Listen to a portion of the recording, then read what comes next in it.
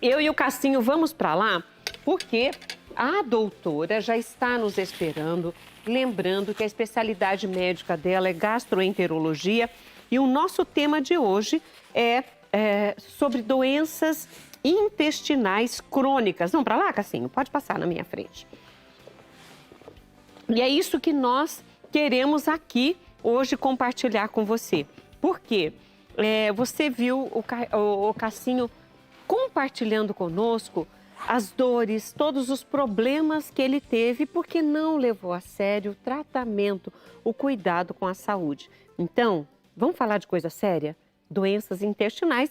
E a gente recebe aqui com muito carinho a doutora Bárbara Mariano, que está aqui conosco justamente para falar desse tema. A doutora Bárbara, como eu falei, gastroenterologista, atua na medicina funcional, né?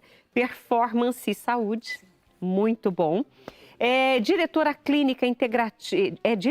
Clínica Integrativa Campinas e trabalha como médica gastroenterologista e endoscopista no município de Paulínia, como médica intensivista na UTI do trauma, também pela Unicamp. Sim.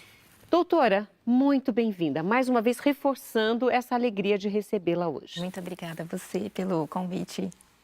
E foi interessante que o chefe não sabia que o seu tema seria esse e ele trouxe uma receita maravilhosa. Receita sensacional, né? Comida de verdade é o que sempre dá certo. Sempre. Se por acaso alguém oferecer alguma receita mágica que vá melhorar a saúde, que não inclua comida de verdade, foge que é cilada, né? Então esse é um exemplo de comida de verdade, com nutrientes, com qualidade para o intestino e para o corpo. A comida de verdade é a comida não industrializada, né? A comida de verdade é a comida... O alimento natural. Natural, né? A comida que a gente faz em casa, não o pacote que a gente compra pronto no mercado, né? Então, existe um nutricionista excelente, que é o Dr. Murilo Pereira, ele tem uma máxima que a gente tem que desembalar menos e descascar mais. Então, tudo aquilo que a gente faz de comida, o arroz, o feijão, os legumes, as carnes, é isso que vai trazer nutrientes de qualidade para a gente. Tudo que vem muito industrializado, ele vai cobrar um preço ao longo do tempo. E é interessante, ela falou sobre comida de verdade, vou abrir só um parênteses aqui, que hoje se você vai no mercado e você não ler, já que você vai precisar, pela sua correria, comprar produtos embalados, leia o primeiro ingrediente que aparece, sempre é o que tem maior quantidade. Depois vem um monte de outras coisas, mas comece, crie o bom hábito de ler os rótulos. Você vai ver que a mortadela não é mortadela, quando é muito barata. Você vai ver que aquele queijo, requeijão cremoso, que todo mundo coloca nas receitas, se não tiver leite, não é. Então, tem muito produto também que parece que é e não é. Isso não é comida. A gente tem que fugir disso. Sem dúvida. Por isso que voltamos à comida de verdade. Exato. Se você lê um pacote e tem uns nomes impronunciáveis, cuidado, porque nomes impronunciáveis geralmente são compostos químicos que eles são utilizados para a gente ter uma maior duração de prateleira e para a gente ter uma hiperpalatabilidade dos alimentos.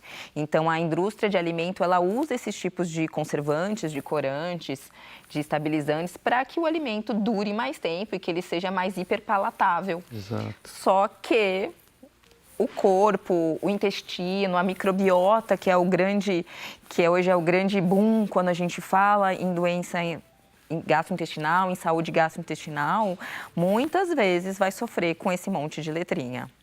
E são esses micro-organismos que ajudam com a nossa saúde. Mas tem os ruinzinhos lá no meio também. Se você come alimento ruim, você alimenta os ruins. Se come alimento bom, alimentos bons. Sem dúvida. Eu gosto de brincar muito com o paciente, né, que fazer analogia de um hotel.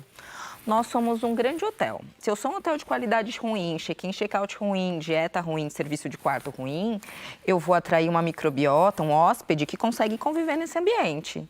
Se eu sou um hóspede, se eu sou um hotel de boa qualidade, check-in, check-out de boa qualidade, serviço de quarto de boa qualidade, eu também vou atrair um hóspede de melhor qualidade. E ele vai trabalhar mais ou menos ao meu favor. Então, hoje, Seria maravilhoso se a gente conseguisse com os probióticos, né? Hoje todo mundo quer tomar probiótico, resolver, mas a gente estima que são de 10 a 100 trilhões de micro-organismos. Então, modular e orientar todo esse pool, toda essa família, ela está muito mais ligado à ambiência e tudo aquilo que eu provenho para ela, do que um probiótico em si. Sim. Né? Eu sempre brinco que não adianta a gente tomar um probiótico e ele ficar nadando no cheddar. Ele precisa de um espaço para ele conseguir funcionar. E olha, nós vamos já dar um start aqui no nosso assunto de hoje, porque as doenças intestinais, é interessante que você saiba quais delas são muito inflamatórias e, inclusive, o número de pacientes estão crescendo, o número está crescendo nos consultórios e nas clínicas de tratamento. Doutora, quais são as doenças do intestino? A gente pode dividir as doenças do intestino. O intestino, ele é um órgão muito grande, é o maior órgão em extensão que a gente tem, a gente sempre pensa em pele. E a gente tem dividido em duas partes, tanto o intestino fino, que é o intestino delgado, quanto o intestino grosso, que é o cólon. Mas a gente tem 3 grandes grupos, né? As doenças inflamatórias, as doenças desabsortivas e as doenças funcionais. Além dos cânceres, obviamente. Né? Quando a gente fala em doenças inflamatórias, a gente tem 2 grandes grupos, né? 2 grandes representantes, que é a retocolite ulcerativa e a doença de Crohn, que são doenças autoimunes que olham para o intestino. A doença autoimune, ela é um erro de leitura. Então, por algum motivo que a gente ainda não entende bem, o meu corpo olha para aquele segmento e fala assim, aquele é meu inimigo e passa a atacar. Então, o intestino é um lugar que a gente vem vendo um aumento crescente das doenças autoimunes, doença de Crohn e retocolite ulcerativa, mas não só eles. A gente tem as doenças funcionais que estão relacionadas a como esse meu intestino vai se relacionar com aquilo que eu como, com o meu estado emocional, com o meu trabalho. E isso atua diretamente em como ele funciona, como ele excreta as coisas, como a minha microbiota reage, né? E áreas de desabsorção e alergia. Pacientes que têm alergias alimentares, por exemplo, acontece porque ele não consegue fazer uma absorção adequada ou gera uma resposta inadequada quando tem que absorver determinado alimento. E olha, nós vamos continuar esse assunto sobre essas doenças inflamatórias do intestino. Daqui a pouquinho a gente volta. Claro, depois do intervalo. Um copo d'água e a gente volta já.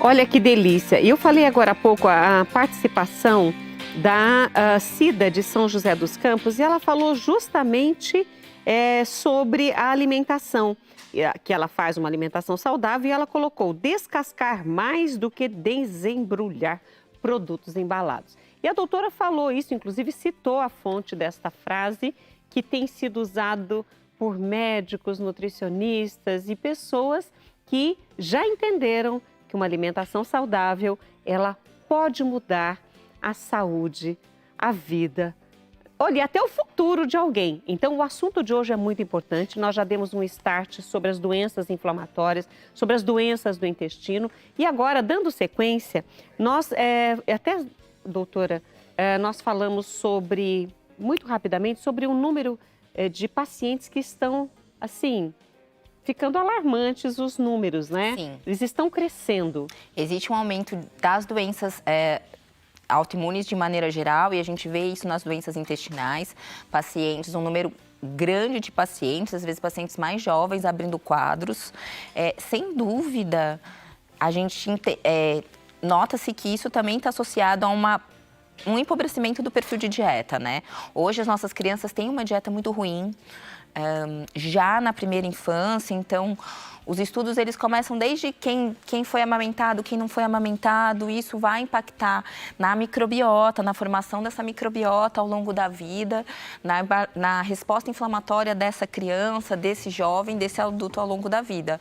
Então, com o empobrecimento em termos de qualidade alimentar, não só as doenças autoimunes, o câncer de intestino, né, também vem aumentando o número em jovens e a gente relaciona isso com a piora do perfil alimentar. É uma das causas. Essas doenças são preveníveis? Eu acho que preveníveis é uma palavra forte, mas quando eu tenho um gatilho genético, que eu nasço com ele, então eu tenho uma predisposição genética a ter determinada doença. O que eu posso fazer é criar um ambiente para desarmar ao máximo esse gatilho. Então, se eu tenho uma alimentação saudável, eu tenho hábitos de vida saudável, eu faço exercício físico regular, eu tenho um uso muito controlado, por exemplo, de antibióticos, eu tenho uma vida em que eu vou tentando diminuir esses gatilhos, não é que eu possa prevenir, mas eu posso diminuir a recorrência e tentar abrandar esse gatilho quando ele aparece. Ou até retardar um pouco mais. Exatamente. A genética, ela é uma arma muitas vezes apontada para a gente, mas é o meio que muitas vezes vai fazer essa arma disparar. Ou seja, pode, e se não tiver uma predisposição genética, pode acontecer pelo ambiente? A gente acredita hoje que sim. Existe sempre um risco genético maior. Então, por exemplo, pacientes que têm pai, mãe, irmãos que têm uma doença autoimune são pacientes com risco maior. Mas existem pacientes que vão ser o primeiro da família, o primeiro caso. Mas cada vez mais a gente vem vendo a importância do ambiente. E quando a gente fala de ambiente, a gente vai falar de alimentação, de exposição a determinadas substâncias, antibióticos, doenças, como um determinante para a ocorrência das doenças. E antes de nós começarmos a falar sobre os sintomas, eu vou passar a palavra ao Cássio, porque eu imagino que quando você senta, você está com todos os problemas, você ainda não está entendendo o que está acontecendo com você, Cassinho. Como paciente, sentado na frente do médico e recebe o diagnóstico, como foi para você esse momento? Você já conhecia a doença? Já entendia um pouco sobre ela? Como que foi? Você sentiu o quê? Não conhecia a doença, não tinha a menor ideia do que era uma doença autoimune, né? Não tinha nenhum conhecimento. E já há um tempo eu vinha com alguns problemas, sentindo mal, e não havia um diagnóstico. Imagina, foi há 30 e poucos anos atrás, né? E eu rezava para ser um câncer, para eu poder tratar. E ficar bom. E ficar bom, porque ninguém sabia o que eu tinha. Até que um abençoado médico me diagnosticou, né? Falou, doença de Crohn, doença autoimune, ele explicou tudo e tal. E aí aquilo foi um susto para mim, né? Doença autoimune e tal. E aí eu me lembro exatamente ele falando assim, você precisa evitar alguns alimentos, né?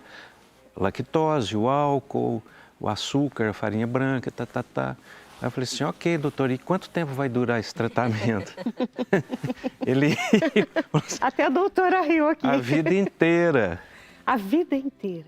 E aquilo foi impactante para mim, né? Tanto que eu falei, né, a gente conversando ali, que eu não levei muito a sério. Eu fazia o tratamento, tomava os medicamentos, tudo bonitinho, mas a dieta não, eu não fazia dieta como eu deveria fazer. Você não passava vontade? Não. Nem que fosse um pouquinho? Não.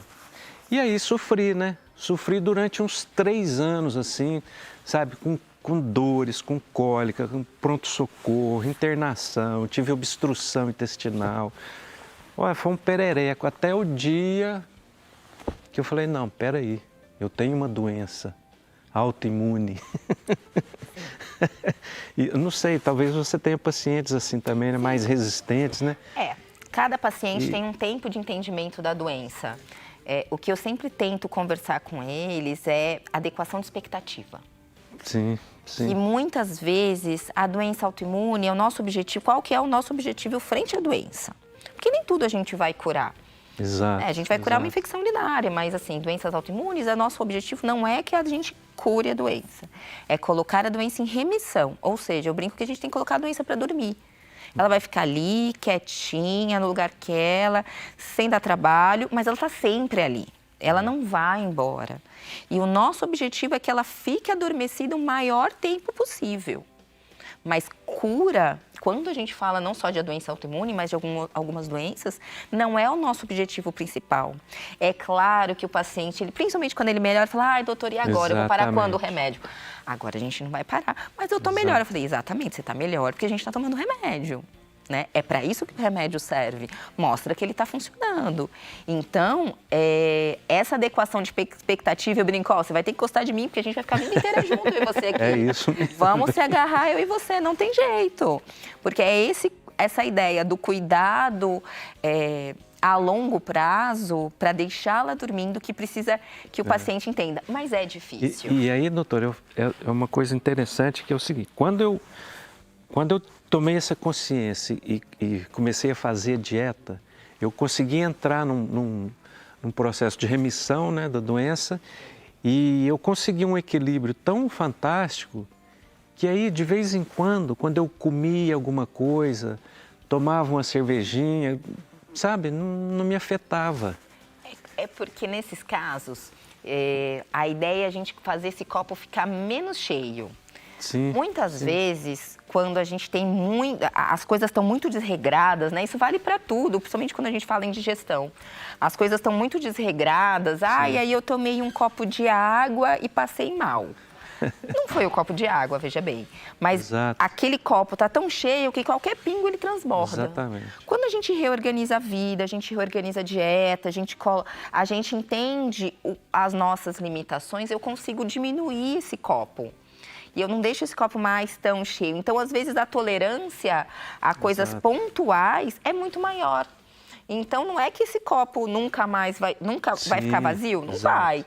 Mas eu conseguindo trazer ele, deixar ele menos cheio, escolher os momentos que eu vou colocar alguma coisa dentro dele, é o que vai fazer diferença para a qualidade de vida.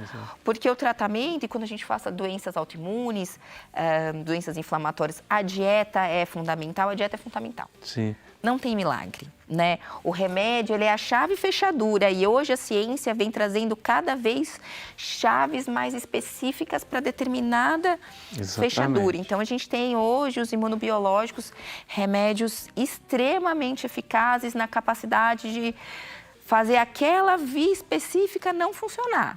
Mas é uma chave dentro de uma fechadura que está dentro de uma casa e às vezes a gente olha a fechadura, coloca a chave, mas não toma conta do resto da casa. E a casa está uma bagunça. E aí esse paciente não está nutrido da maneira adequada, ele não tem a vida social cuidada, a perfil psicológico cuidado, não tem atividade física, mas o que importa é que a fechadura e a chave está lá. Exatamente. Então a gente tem que ter esse olhar global para o paciente, né? Ele não é só uma doença, ele não é um diagnóstico, ele só não é um remédio. É um todo. Não é só o intestino, né? Não. E é interessante porque o Cassinho disse que há mais de 30 anos atrás foi difícil o diagnóstico. Hoje, com todas essas facilidades, essas novas tecnologias nas pesquisas, nos medicamentos, nos exames, enfim. E isso facilita esse diagnóstico na atualidade? Sem dúvida. Hoje, quando a gente fala de doenças inflamatórias intestinais e doenças intestinais de maneira geral, que tem um substrato, ou seja, que a gente olha para ela e a gente vê a parte doente, melhorou muito. A endoscopia é uma maneira da gente começar a ver o início do intestino, então doenças, por exemplo, como doença celíaca, a gente consegue fazer o diagnóstico através da endoscopia.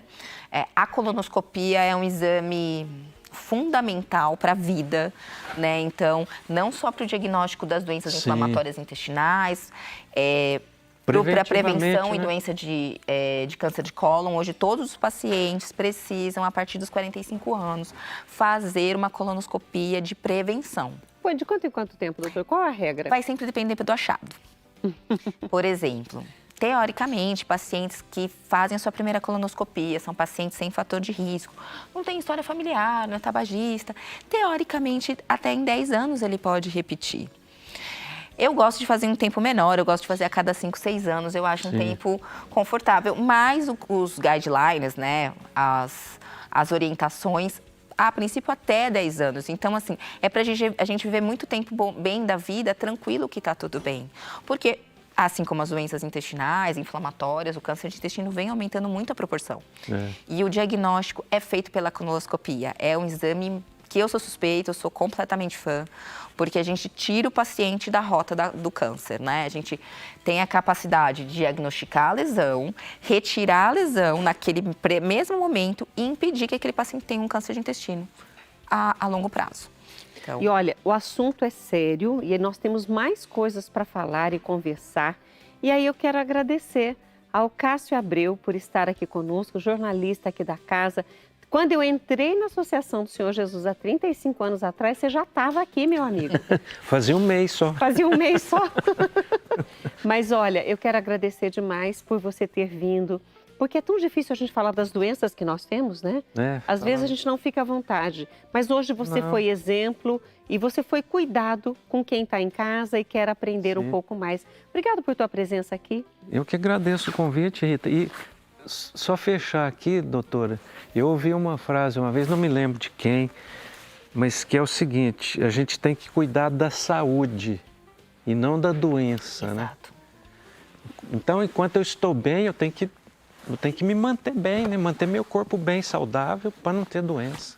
E antes da gente encerrar, tem alguma dica que você acha preciosa, que você usa no seu dia a dia e que você fala, olha, essa dica é boa para quem está em casa também? Olha, o momento que a chave virou para mim, Rita, foi quando eu aceitei a doença e eu confiei no meu médico. Aí a coisa mudou. Porque a gente, às vezes o médico fala e você, né? E é uma resistência, né, em relação, por exemplo, à alimentação, né, às restrições alimentares, né? E eu me lembro que uma vez o meu médico pediu para eu conversar com outro paciente que estava super resistente, ele não queria fazer as dietas, ele bebia, e eu lembro que eu sentei, eu conversei uma meia hora com ele, né? Então, acredite no seu médico, acredite no tratamento, né? Faça as dietas, faz tudo bonitinho, a coisa vai mudar. Cassinho, obrigada. Obrigada mesmo. Mas, doutora, não saia daí, porque eu continuo aqui conversando com a doutora Mônica Mariano e também falando sobre as doenças intestinais, que é o nosso tema de hoje. Então, mais uma vez, Cassinho, obrigada e a gente vai para o nosso intervalo. Não se esqueça, tome um copo d'água e a gente volta já.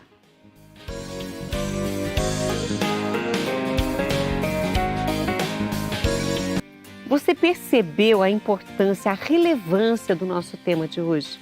E isso diz respeito ao seu dia a dia. Como você se alimenta, como você faz para a sua família o serviço da mesa, colocando coisas saudáveis ou não, é que vai determinar as doenças que vão aparecer, porque elas vão aparecer. Não tem como, né? Seja do intestino, que é o nosso tema de hoje, ou enfim, outras doenças. Então, vamos falar de coisas boas hoje, que é cuidar da saúde. Mas muitas vezes não é só isso, né? Não é só alimentação, não é só cuidar da saúde. Como a doutora que está conosco hoje, a doutora Mônica Mariano, falou hoje para a gente, também tem as predisposições genéticas e algumas pessoas estão suscetíveis a umas ou outras doenças. Por isso, a gente recentemente perdeu uma artista, né, Preta Gil, com uma doença muito séria. Ela lutou bravamente, mas a reportagem vai nos falar um pouco mais da doença que ela teve e que ceifou essa vida, ceifou esse talento. Vamos ver. Preta Gil foi diagnosticada com câncer coloretal em janeiro de 2023.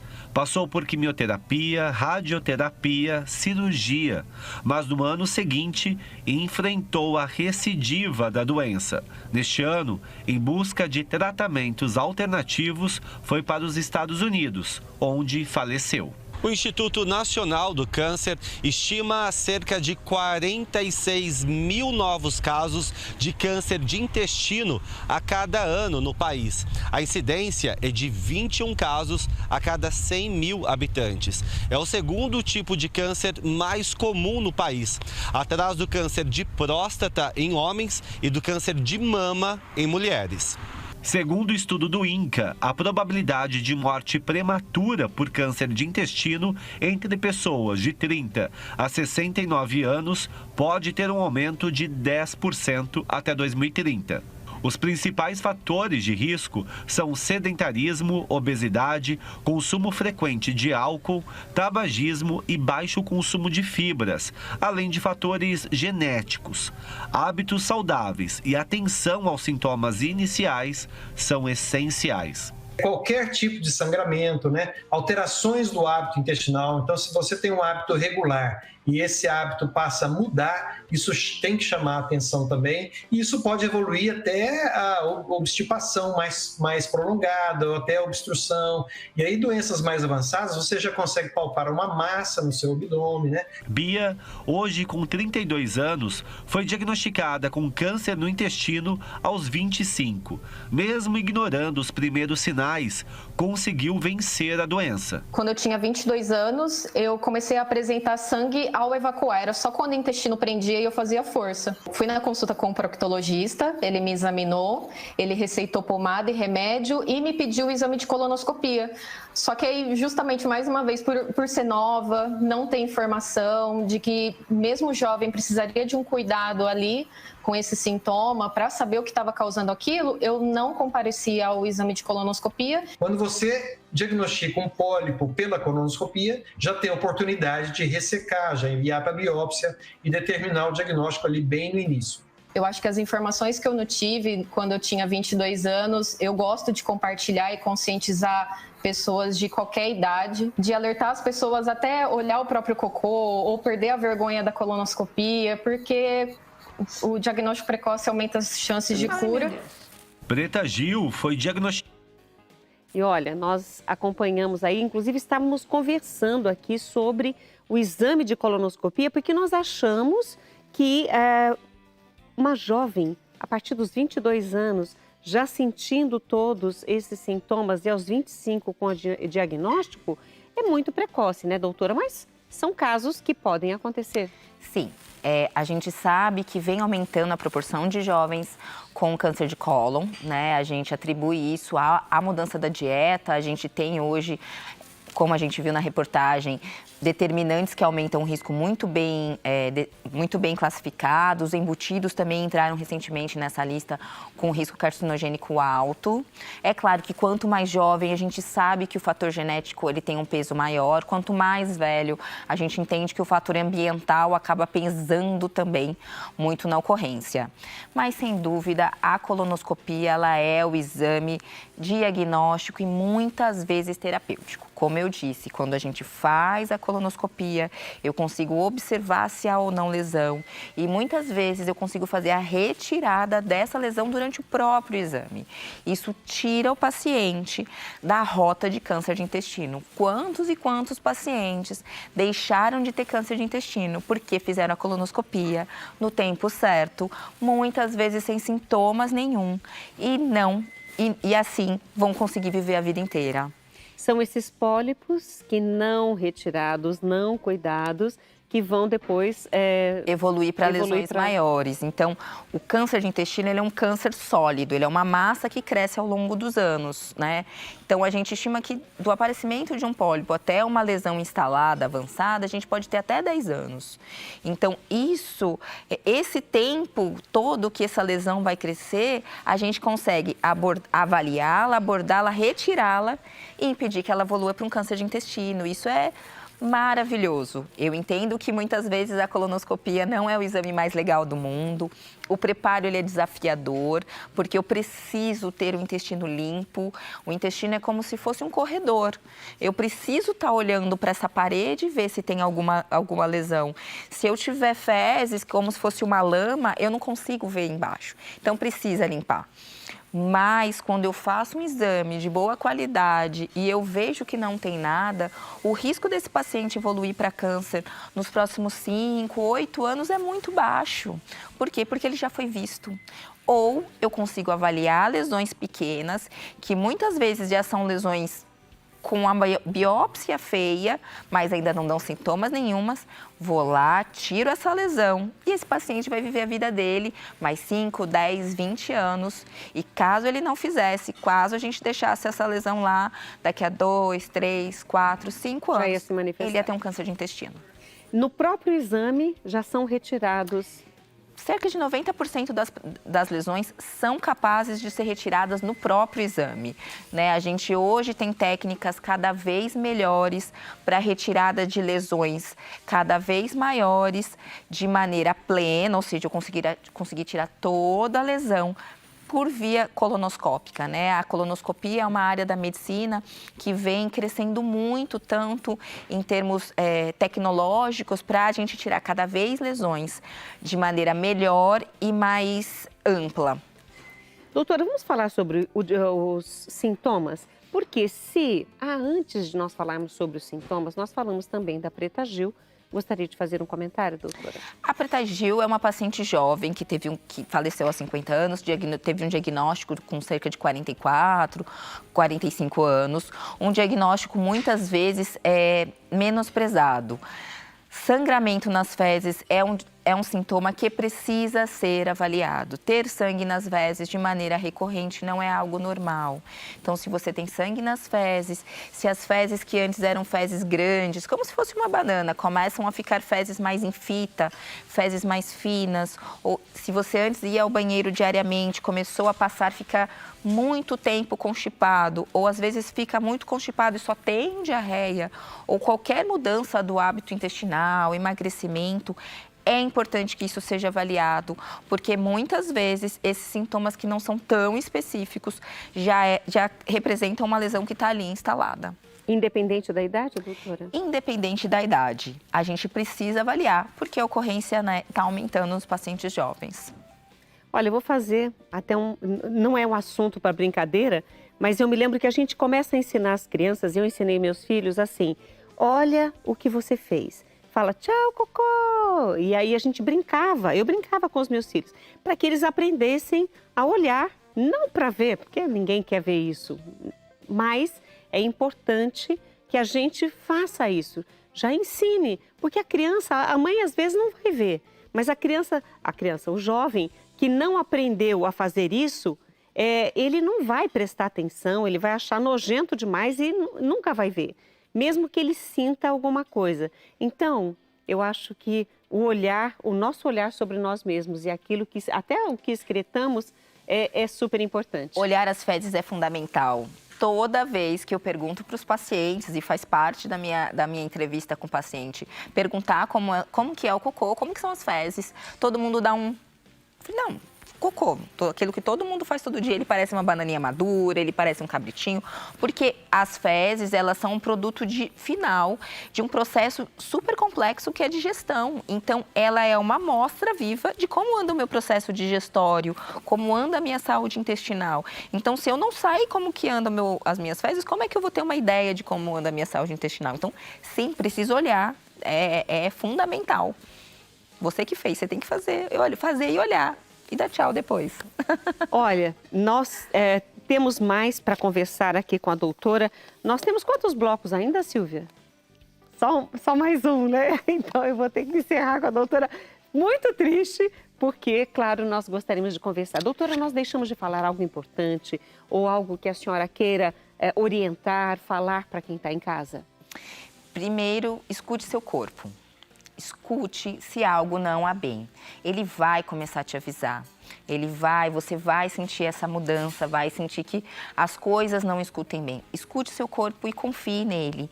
E se você tem mais de 45 anos, procure uma unidade de saúde, procure o seu médico da sua referência e faça um exame de colonoscopia. A colonoscopia salva vidas.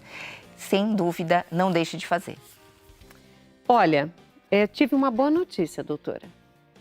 Como o nosso assunto é muito importante, tem participações aqui, perguntas que precisamos fazer, eu vou segurá-la mais 5 minutinhos aqui, nós vamos para o nosso intervalo e voltamos ainda na companhia da doutora Bárbara. Agora, porque eu falei errado o nome dela, gente, olha que vergonha. Mas a doutora Bárbara estará conosco, então, no próximo bloco. O intervalo, um copo d'água e a gente volta já.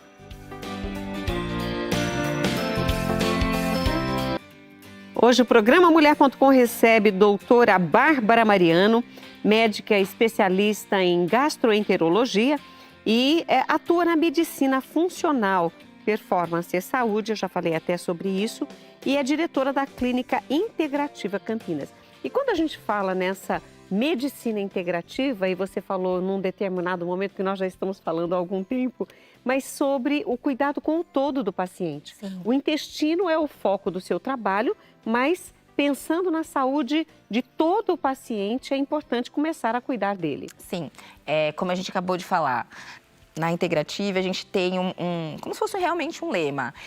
Independente do qual que é a sua busca, qual que é o resultado que você deseja, eu preciso melhorar a saúde para chegar no meu resultado. Não ter o resultado para melhorar a saúde, porque com a melhora da saúde, o resultado ele vem naturalmente, ele vem dentro de um processo, porque muitas vezes o resultado ele não é ser saudável. Às vezes é uma perda de peso, às vezes é uma mudança hormonal brusca, né, por uma questão estética. Isso está longe de saúde.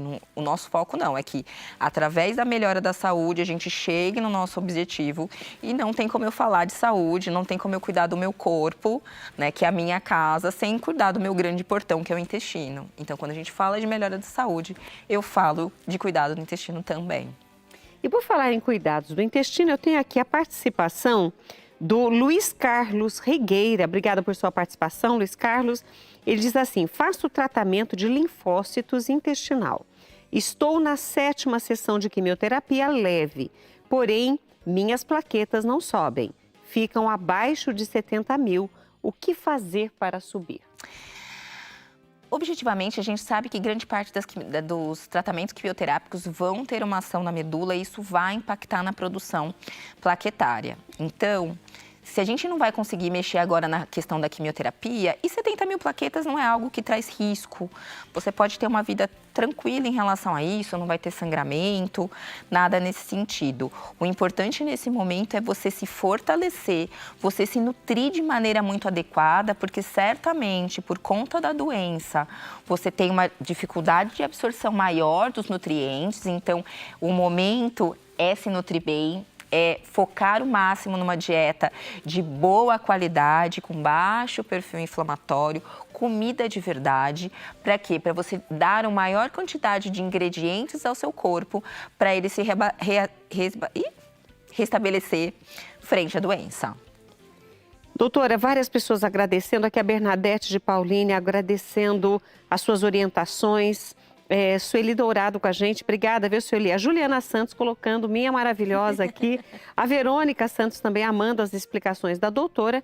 E tem uma pergunta rápida, nós não vamos ter tempo para responder para você, minha querida, porque ela pediu para falar sobre a Olga Homer, sobre a doença de Crohn, mas eu vou pedir a você que assista novamente toda a nossa entrevista, que vai ficar disponível amanhã de manhã, aqui no nosso canal no YouTube, @programamulher.com. Nós vamos compilar toda a conversa e ficará disponível no nosso canal. Quero agradecer a doutora Bárbara por estar conosco. Obrigada por suas orientações, por toda a explicação e por sua presença. Obrigada pelo convite.